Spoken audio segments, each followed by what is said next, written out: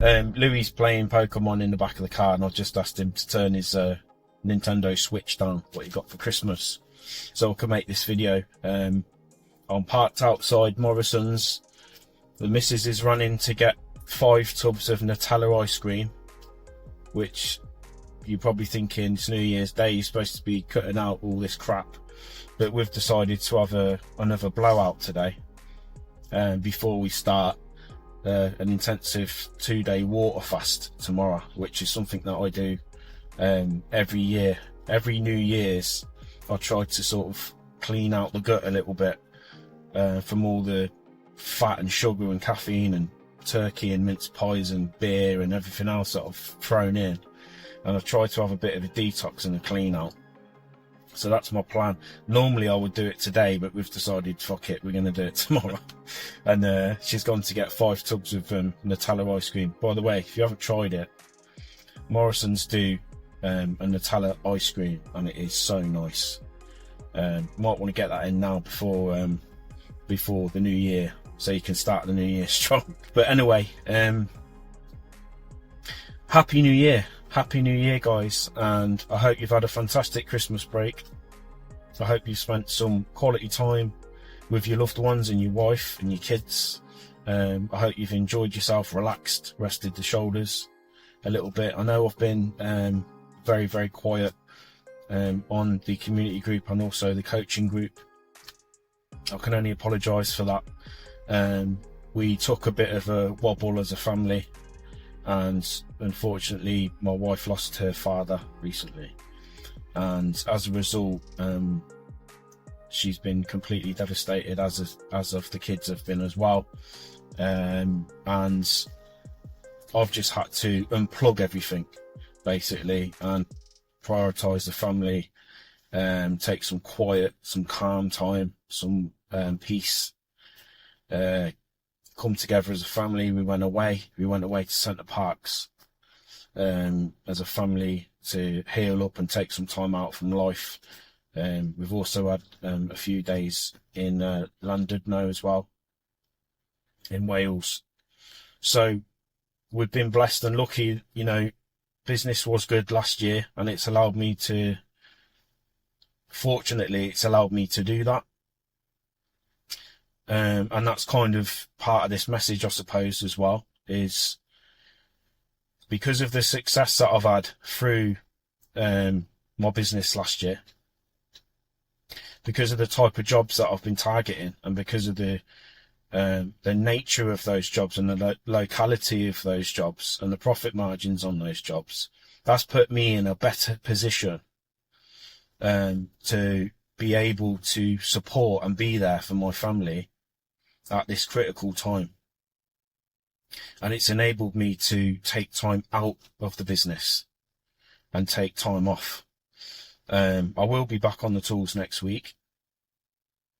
I will be getting back into the coaching group, and that's going to be getting crushed, and we're going to kick off hard this month in the coaching group.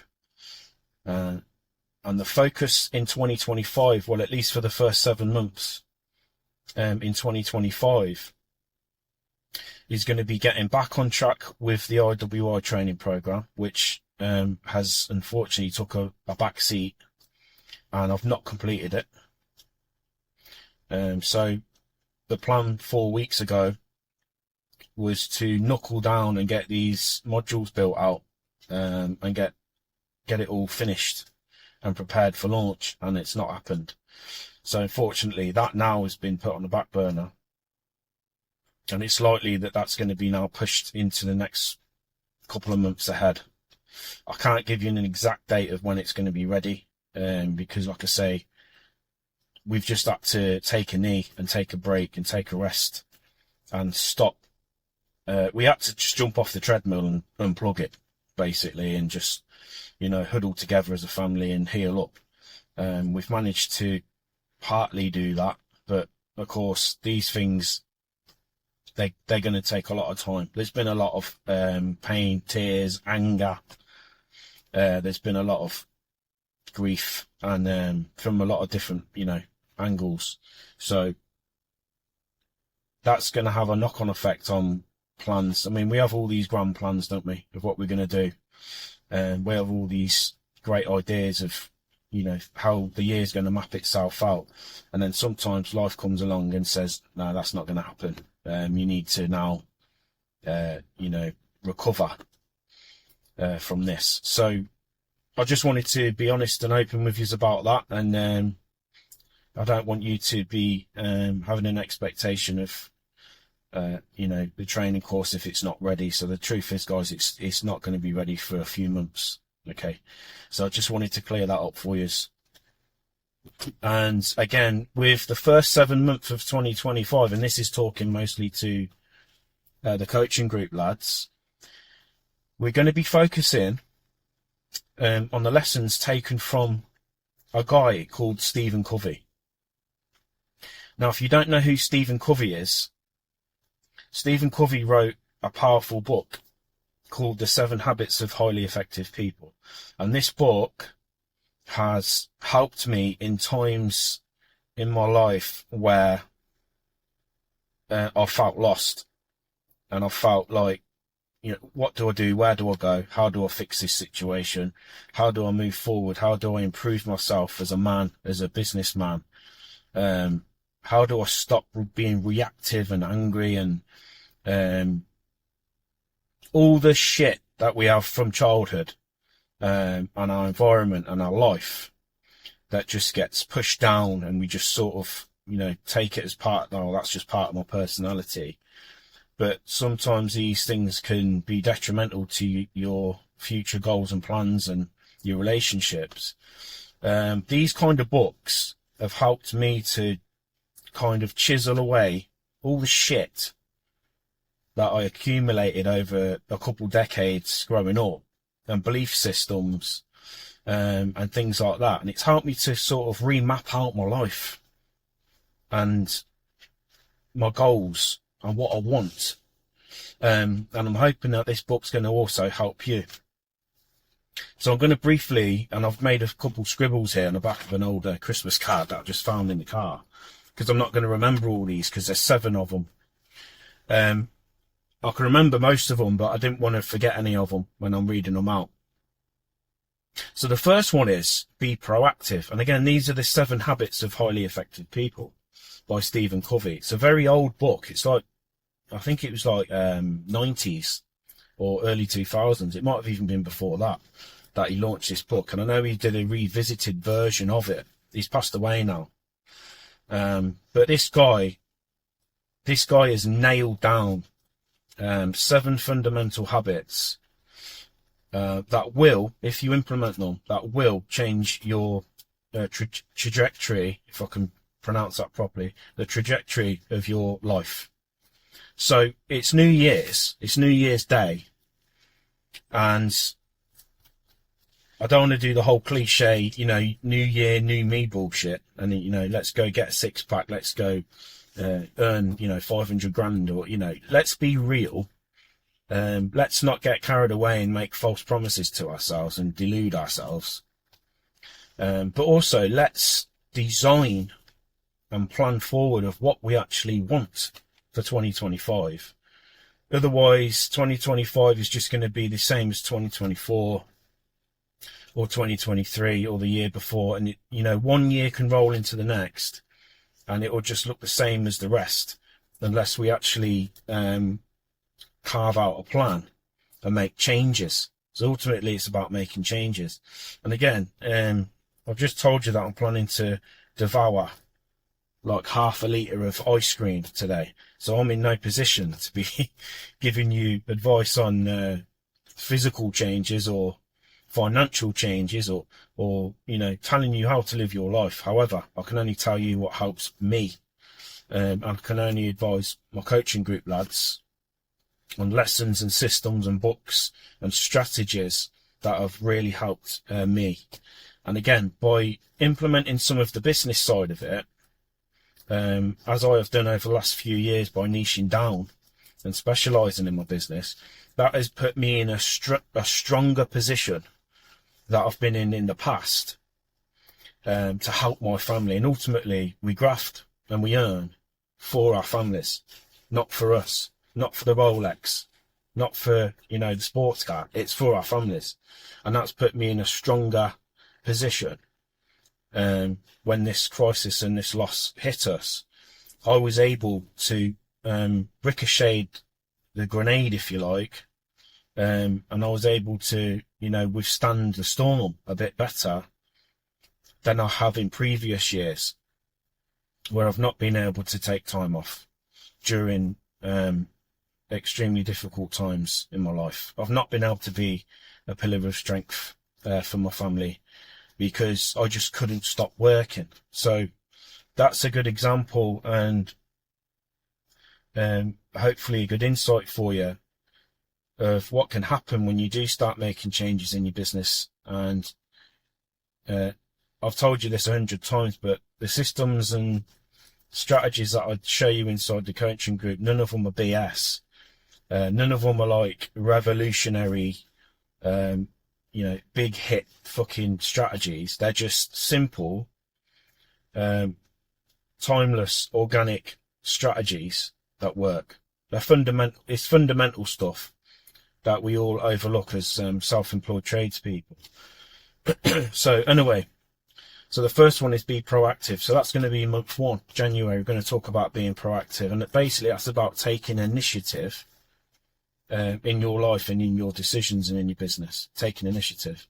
Number 2, begin with the end in mind. And that habit is all about creating a vision of what you want for your life. Begin with the end in mind. Some people have vision boards. I used to have a vision board when I was in my early 30s. When I bought my property, for example, I had a vision board of how I wanted it to look and what I wanted to do with it, things like that. And it helps us to keep our attention on what we want instead of scrolling off and being distracted by dramas and other people's dramas and the dramas of our family, the dramas of our friends, or our own internal dramas, you know, from childhood and things like that.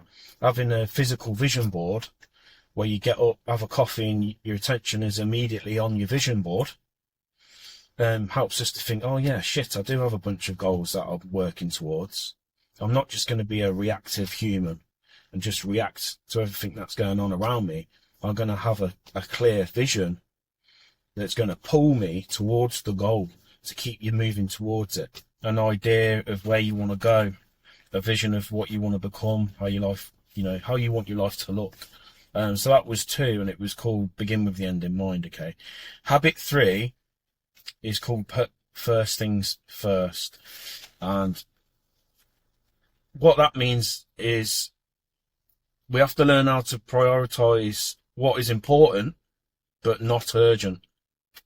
What is important, but not urgent. And we're going to look at that. And again, all this stuff I'm telling you now is relatable to us because as a self-employed small business owner, all the things that I'm listing off to you now are relatable to what we do running a small plastering business. So, you know, being proactive running a plastering business, you know, obviously taking initiative is what we're doing with our marketing. Taking initiative, we're being proactive with our marketing. 2, begin with the end in mind, having a vision. Again, you're creating a vision of your future that is going to pull you towards your goals and what you want to achieve. And 3, put first things first. Prioritize what's important, not urgent. I mentioned before about having drama in your life all the time, and sometimes we can be pulled left, right, you know, pulled around like a puppet on a string by drama that keeps going off all around us, and that can eat into your time, and your goals and your vision for what you want get sidetracked because our time can be spent on putting out all these random fires in our business, in our personal life. So instead of putting our energies towards what we want to do and what we want to create, instead we're just, you know, our time is being used up on drama, emotional drama, fighting, arguing, dealing with stress and things like that, but maybe we don't really need to be getting involved with. So put first things first is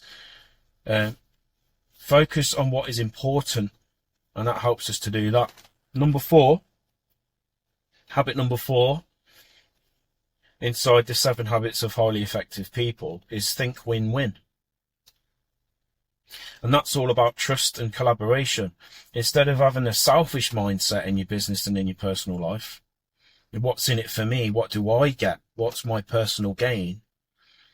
Think win-win is, how can I add value for the other person? How can we collaborate with each other so they're getting value, but I'm also getting value? Because a lot of business dealings, if you like, can be very transactional, whether that's on here, on the group, dealing with other plasterers and your relationships with other spreads, or whether it's with your customers, or whether it's with anybody. If we have a mindset of, well, what's in it for me? What do I get from this? What do they bring to the table? The self-centered, narcissistic mindset, then eventually we're going to be alone, because people are going to, soon understand that we're only in it for ourselves. We're only in it for personal profit. We're only in it for personal gain. We're not in it for the win-win. We couldn't care less if the other person gets value or gets a win. We're just in it for ourselves. And if that's what we're about, we're going to end up alone. We're going to struggle with our business relationships, with our personal relationships. So what this habit 4 teaches us is that when we create value for others, we get to take a piece for ourselves. So it's about creating value for other people, win-win. Trust and collaboration. How do I build trust in my relationships with my customers, with my fellow spreads, in my family? How do I build trust? And how can we collaborate together? So that's number 4, think win-win. Number 5 is seek first to understand and then to be understood. And it kind of runs in line with habit 4. And it's all about empathy. Before we express our own point of view, let's understand the other person. Let's try and have empathy first before we run at the mouth and try to get our point across. Let's have empathy for the other person. And this really helped me big time, because when I was younger, I was very tightly wound. And you can probably tell that I've still got a little bit of that in me now as a 41-year-old man.